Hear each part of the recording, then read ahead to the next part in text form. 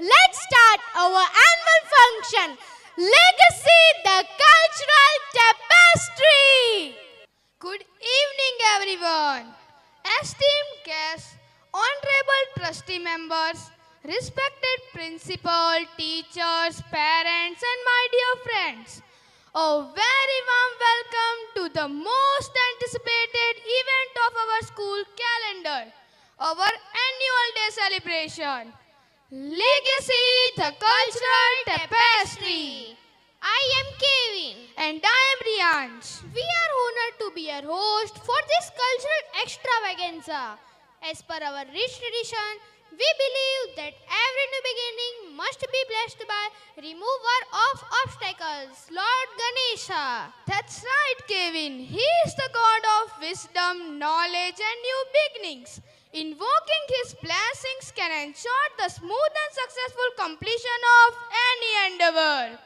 गणेश जी को विघ्नहर्ता यानी सभी बाधाओं और मुश्किलों को दूर करने वाले देवता माने जाते हैं। वह राह में आने वाली हर मुश्किल को शांत कर देते हैं। इसलिए किसी भी मांगलिक कार्य उनके आशीर्वाद के बिना शुरू करना अशुभ माना जाता है। With reverence, we will now begin our program by offering prayers to Ganpati Bappa through a beautiful presentation of students of class 3rd A. मंगल मूर्ति गणेश। शिवजी की अनुपस्थिति में पार्वती जी कैलाश पर्वत पर अकेली थी। जब वो स्नान के लिए जा रही थीं, तभी उन्हें एक विचार आया। वैसे तो कैलाश में बिना आज्ञा कोई प्रवेश नहीं कर सकता, किंतु फिर भी मुझे अपनी सुरक्षा के लिए कुछ करना चाहिए। ये सोचकर उन्होंने अपने लेप की मैल से इंसान का पुतला बनाकर मंत्र उच्चारण कर उसमें प्राण डाल दिए। पहली श्वास लेते ही उस बालक ने पार्वती जी से पूछा, मैं कौन हूँ? तुम मेरे पुत्र गणेश हो। मैं स्नान के लिए जा रही हूँ। तुम कुछ देर द्वार पर पहरा दो और जब तक मैं स्नान कर रही हूँ तुम किसी को अंदर प्रवेश मत करने देना। जैसी आज्ञा माता। गणेश स्नान गृह के द्वार पर एक भाले के साथ पहरा देने लगे। कुछ समय बाद जब शिवजी राक्षसों का संहार कर लौटे तो उन्होंने सोचा, ये समाचार सबसे पहले मुझे पार्वती को देना चाहिए। लेकिन वो जैसे ही पार्वती जी को ये समाचार सुनाने स्नान गृह में प्रवेश करने लगे, गणेश ने उन्हें रोकते हुए कहा, रुकिए, माता की आज्ञा है कि मैं किसी को भी स्नान गृह में जाने ना दूं, इसलिए आप स्नान गृह में प्रवेश नहीं कर सकते। तुम कौन हो और मुझे स्नान गृह में प्रवेश करने से क्यों रोक रहे हो? मेरा परिचय छोड़ो और यहाँ से चले जाओ। गणेश को इस तरह अपना विरोध करते देख शिवजी क्रोधित हो गए। उद्दंड बालक, तुझे इसका दंड अवश्य मिलेगा। ये कहकर शिवजी ने त्रिशूल से गणेश पर वार किया।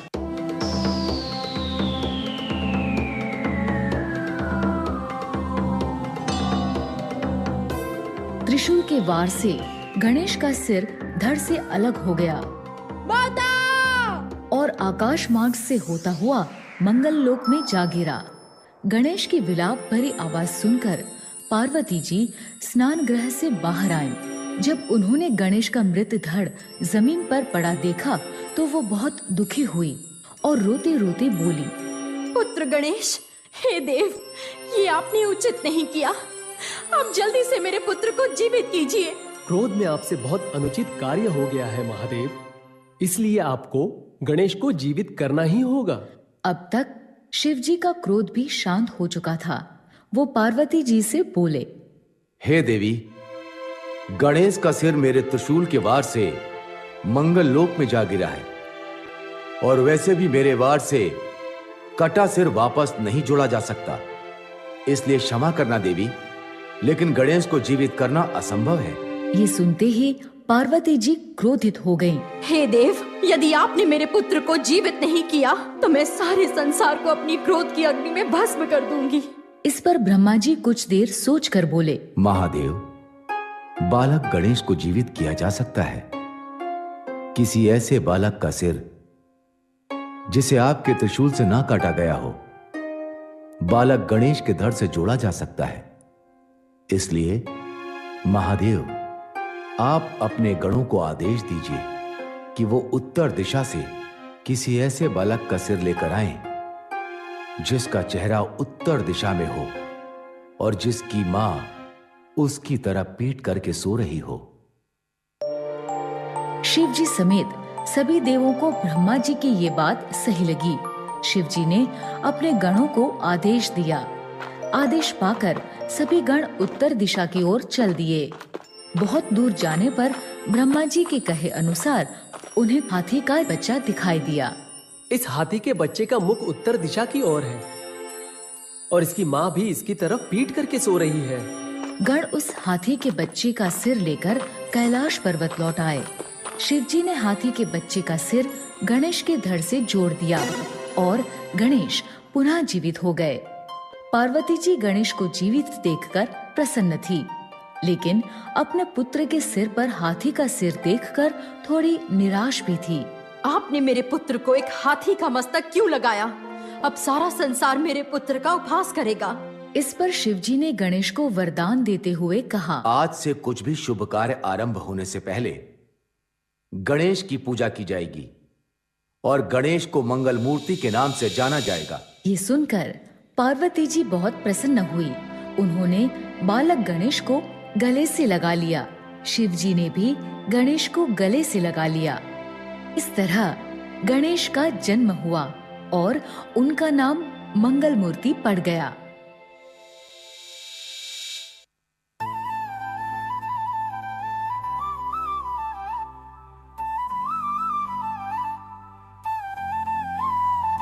गणपति बप्पा मोरया, मंगल मूर्ति मोरया।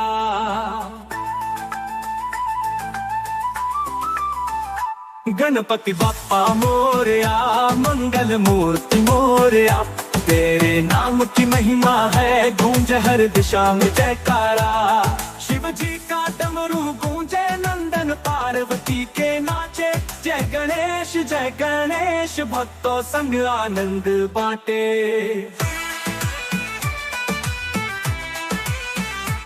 शिव जी का डमरू गूंजे, नंदन पार्वती के संग।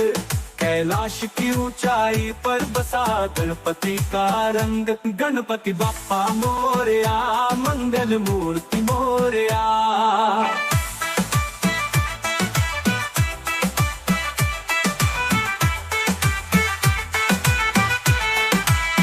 कैलाश की वादियों में ओम की गूंज उठे। नाचे दिन दिन दिन के दिन दिन, भक्त सब झूम उठे। गणपति बप्पा मोरया, मंगल मूर्ति मोरया।